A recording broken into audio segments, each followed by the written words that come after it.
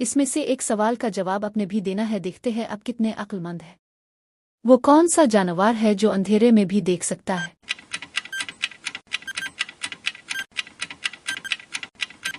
اس کا صحیح جواب بلی۔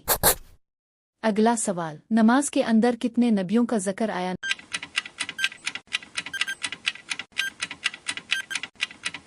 2 نبیوں کا ذکر آیا، ہمارے نبی کا اور حضرت ابراہیم علیہ السلام کا۔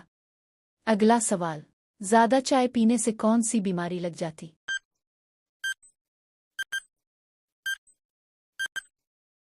اس ایک صحیح جواب، گردوں کی بیماری۔ اگلا سوال، وہ کون سی چیز جس کے دانت تو ہوتے لیکن کھاتا کچھ نہیں؟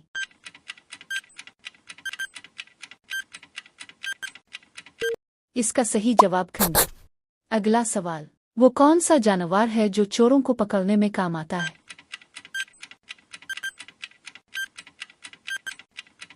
اس کا صحیح جواب کتا۔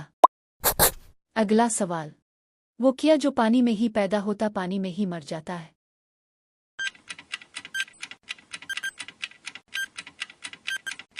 اس کا صحیح جواب جس کو آتا ہے کمنٹ میں دے، اگر ویڈیو اچھی لگے تو لائک اور شیئر ضرور کرنا۔